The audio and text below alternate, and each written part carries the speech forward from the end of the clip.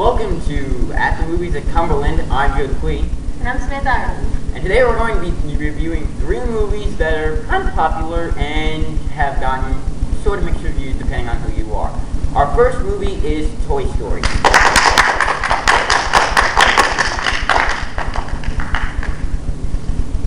Toy Story is a classic Disney Pixar film. I believe it's the second one that they released. The story involves Woody, a little action figure of a boy named Andy. He's basically the leader of a bunch of toys that can live whenever there's no one else in the room. However, conflict comes in when a new toy, Buzz Lightyear, comes in and starts becoming Andy's favorite rather than Woody. Woody then gets captured along with Buzz by the nearby bully, and to top it all off, Andy and his family are going to be moving, so they have to get into the box with the rest of the toys before, they're too late. I thought this movie was pretty good. I think so too. It's mostly for children, seeing it's like a cartoon, but it shows like the different feelings that people can have, like the jealousy and how teamwork. Yeah, definitely gave Hasbro a lot of attention, Mr. Potato Head and stuff. Yeah. I think that this movie has a lot of good morals. It's basically just because someone takes your place doesn't mean that they truly take your place. And really, you can be quick friends with someone very easily. Honestly, though, the fact that that the toys are moving can kind of disturb people.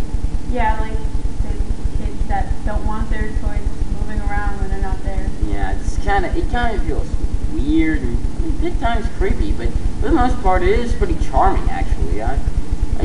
The animation is a bit off nowadays standards, but back then it was actually one of the best technological marvels I think we've ever seen. Yeah. I think the mixing of the realism of the toys combined with the sort of CGI of the characters kind of felt natural a bit, sort of. I guess in a way. It's not exactly natural like your toys move. No.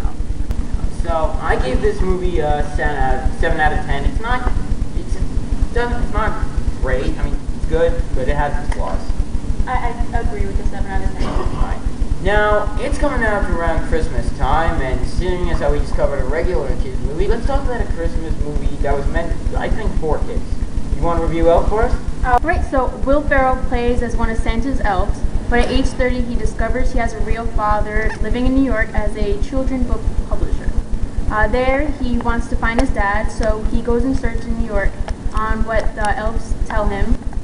There he finds Walter, but Walter doesn't believe that Buddy is his real son, so he has him do a DNA test. When he passes, Walter then makes him meet the wife and son, and then he also meets a girl named Jovi, which he meets at the Santa display, and thereafter he ensures a happy ending from everyone from New York City to the North Pole. So what are your thoughts on this movie?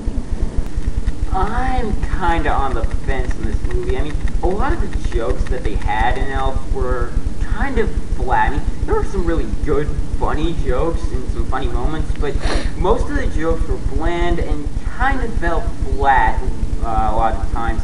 The characters are okay. I mean, Will Ferrell, despite how unfunny he actually is, his acting is actually pretty good in this movie. It's basically a good kid in a man's body, but it kind of starts getting out of hand and kind of starts getting boring after a while.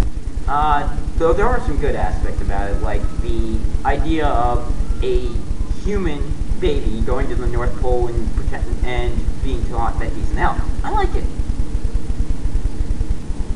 Alright, but how do you feel like his father? He's like a bit of a jerk, I guess. Yeah, that I believe we discussed earlier. His father really acts like a jerk, and I mean really acts like him. I mean, I can understand, unwanted son just comes home and starts acting all crazy around you, and I liked how they didn't go with the cliche of through kindness or some other plot device he learned to love and stuff like that. I like how they didn't have to resort to that cliche, but I still didn't like the fact that it didn't seem like he really cared at all about anything. It really seemed like he was just, I don't know, kind of cheap.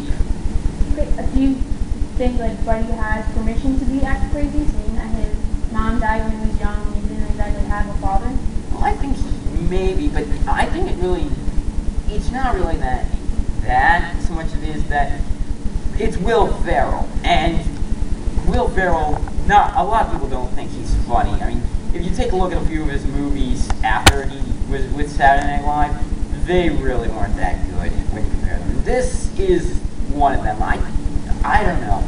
I give this movie a 5. It's got its good points, but those good points are equally balanced out by its bad points. So I didn't really find it bad. I didn't really find it good. I found it middle of the road, 5 out of 10.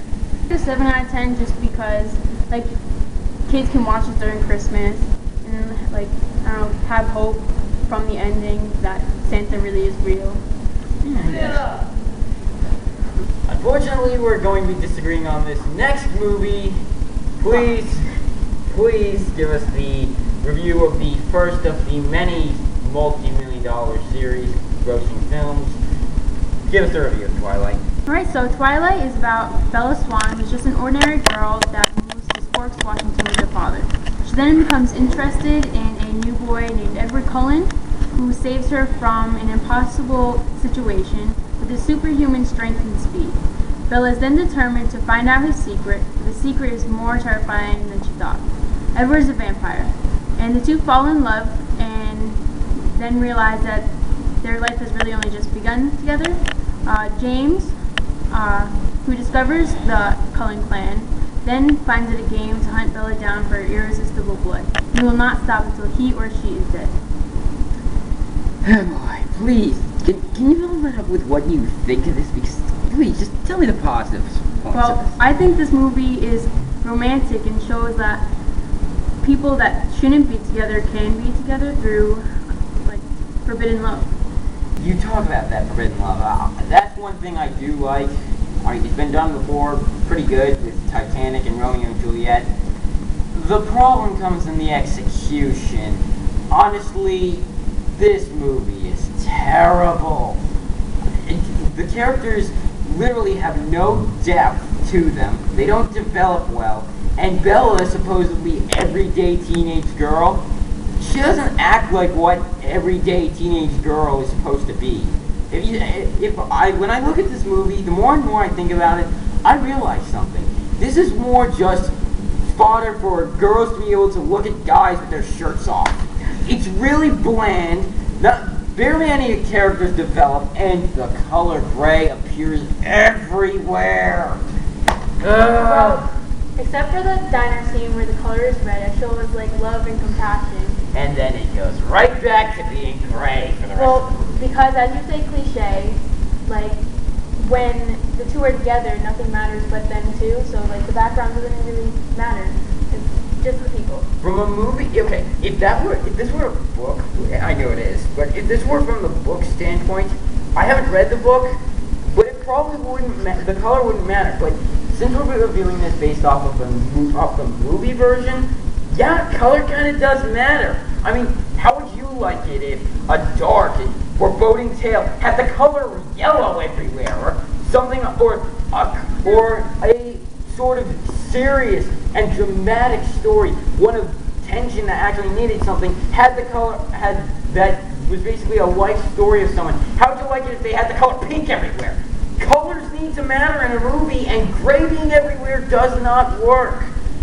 I guess that is true in a way, but